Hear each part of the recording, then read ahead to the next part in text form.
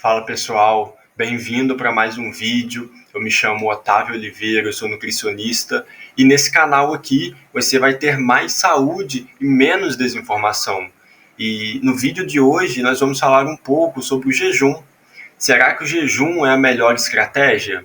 Então a gente vai entender um pouco mais sobre o jejum. Então, o que é o jejum? O jejum é um método alimentar e não uma dieta em específico. E ele define quando você come, não necessariamente o que você vai comer. E aqui eu vou trazer alguns conceitos importantes que nós vamos aplicar no gráfico lá na frente. Então preste bastante atenção aqui, que vai facilitar o entendimento da figura que eu vou mostrar daqui a pouco. Então primeiro nós temos a insulina. O que é a insulina? Por que ela serve, né? A insulina é um hormônio produzido pelo pâncreas para poder colocar a glicose, o açúcar, dentro das células para poder produzir energia. Então, como é que funciona? Imagine que isso aqui é a célula. Então, a insulina vem, se liga na célula e vai abrir a célula. E assim, a glicose vai conseguir entrar dentro da célula para poder produzir energia.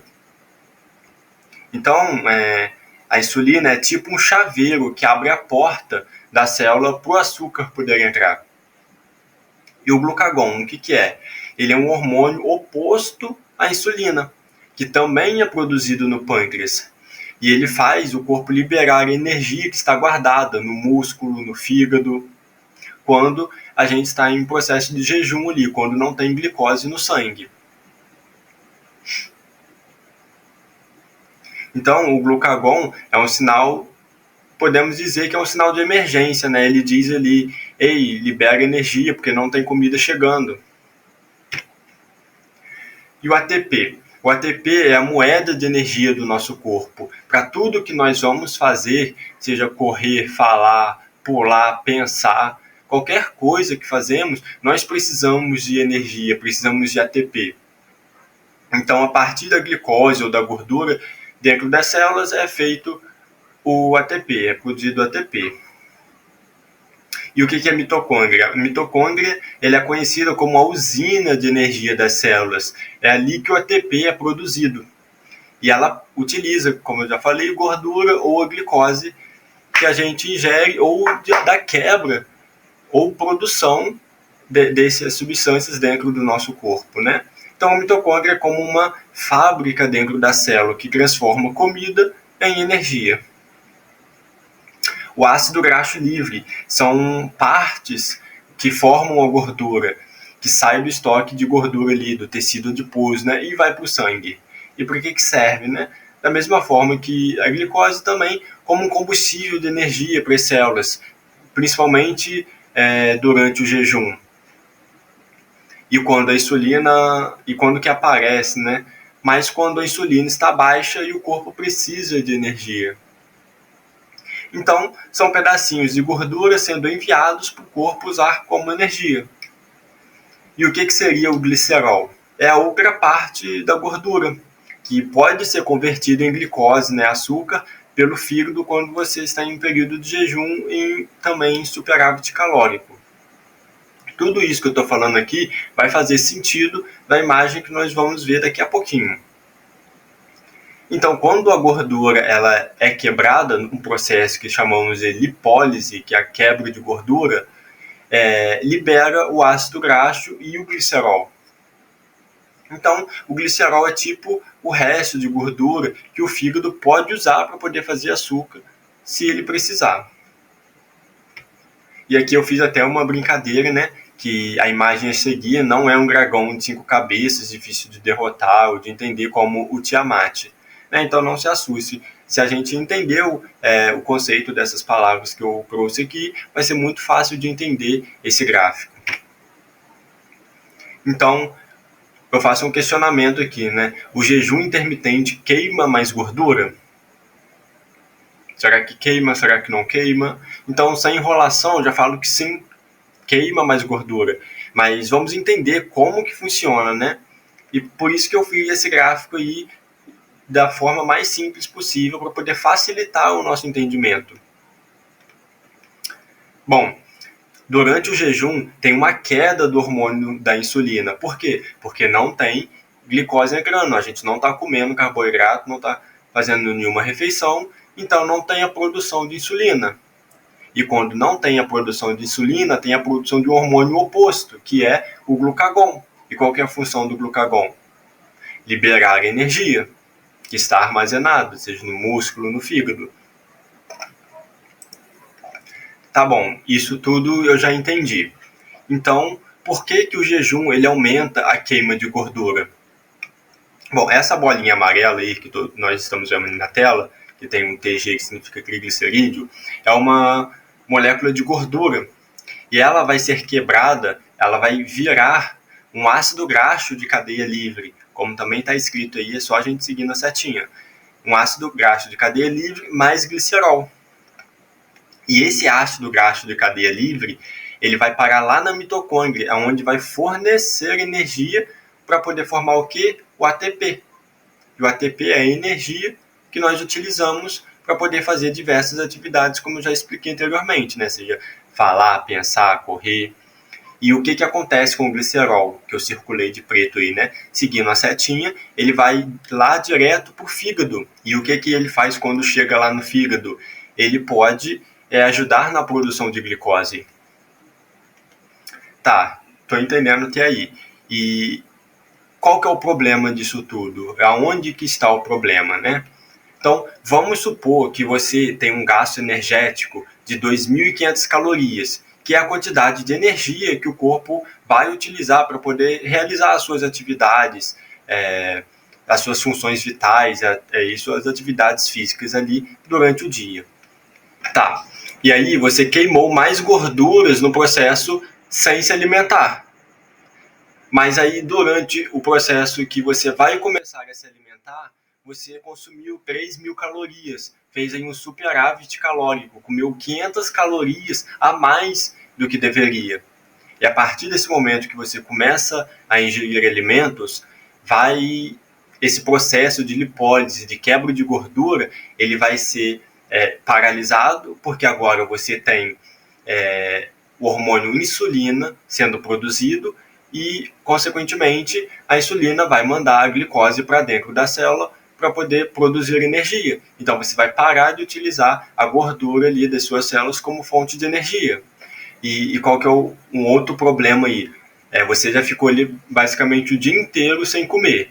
E naquele curto espaço de tempo que você comeu, que provavelmente já vai ser mais na parte da noite, você comeu mais calorias do que deveria. E você não vai ter tempo hábil suficiente para poder gastar essas calorias em excesso. Então, o que acontece quando você tem calorias em excesso? Não consegue utilizar elas são armazenadas como energia, ou lá no tecido adiposo, como gordura. Então, você vai ter glicose e aminoácidos indo para o fígado, isso quando em excesso, né, que é o que acontece nesse exemplo que nós estamos utilizando, e essa glicose, esse aminoácido, eles vão ser transformados em triglicerídeos e vão ser transportados lá para o tecido adiposo, se a gente seguir a seta amarela, lá para o tecido de gordura, né? E vão ser armazenados lá. Mas e aí, é só isso? Claro que não. O que acontece com a gordura que nós comemos também durante a refeição, né? Tá aí. As gorduras também vão através dos quilomicrons, né? Quilomicron, para a gente não entrar em detalhes aqui, é o que vai transportar as moléculas de gordura até o tecido adiposo. E elas vão passar ali pelo intestino até chegar lá no tecido adiposo. Então, resumindo tudo isso que aconteceu. No período que você estava em jejum, sem se alimentar, você queimou gordura. Mas aí no período em que você estava se alimentando, você comeu mais calorias do que deveria e acabou acumulando gordura, compensando a perda de gordura que você teve. Então, consequentemente, você não vai emagrecer porque você fez jejum a maior parte do dia. Então, nós temos que entender essa questão que só porque eu faço jejum eu vou emagrecer. Não, de forma nenhuma. A gente precisa atrelar diversos conceitos juntamente com o déficit calórico, comer menos calorias do que precisamos. Assim, nós vamos conseguir ter, de fato, o emagrecimento. E aqui eu trago alguns benefícios do jejum, que é a melhora na sensibilidade à insulina, a redução da ingestão de calorias totais, que vai ajudar no processo de emagrecimento, pode facilitar uma rotina alimentar mais disciplinada. Mas, claro, pessoal, o jejum ele pode ajudar na ingestão calórica total, com certeza, mas de nada adianta você ficar ali 16 horas em jejum e na próxima 1 hora você comer mais calorias do que você deveria. Então, pode ser uma estratégia para facilitar ali a sua rotina. Às vezes você precisa acordar 4, 5 horas da manhã para poder pegar o ônibus e trabalhar e não dá tempo de fazer uma refeição. Ou você tem que ir na academia de manhã, de madrugada, às 5h30, e não dá tempo de você comer. Então, o jejum pode ser uma estratégia válida nesse período. E aqui eu deixei marcado em vermelho que tem a melhora da clareza mental para algumas pessoas. E aqui eu trago um estudo que investigou os efeitos do jejum intermitente em adultos mais velhos com resistência à insulina, que envolveu pessoas ali da faixa etária de 55 e 70 anos. E esse estudo ele foi conduzido por cientistas do Instituto Nacional de Aging e da Universidade de Johns Hopkins. E os participantes eles foram divididos em 2 grupos. Um seguiu um plano de jejum intermitente de 5-2 e o outro seguiu uma dieta de vida saudável. E o jejum intermitente de 5-2 consistia em quê? Em consumir apenas 480 calorias em 2 dias da semana. E os resultados mostraram que ambos os grupos apresentaram melhores na função executiva e na memória, mas o grupo que praticou o jejum intermitente teve resultados superiores em alguns testes cognitivos. E eu até trouxe aqui o comentário do Lancha Júnior, né, que é uma referência aí na nutrição, que ele fala assim: os benefícios observados no estudo refletem o efeito imediato do jejum intermitente, que reduz a disponibilidade de glicose no organismo e força o corpo a usar corpos cetônicos produzidos a partir da gordura quando a glicose é escassa, como fonte de energia. Então, vale ressaltar aqui também que não é chegar amanhã e você querer fazer o jejum intermitente que você vai ter uma melhora na cognição. Você tem que ter todo um preparo para isso, um acompanhamento específico para essa situação.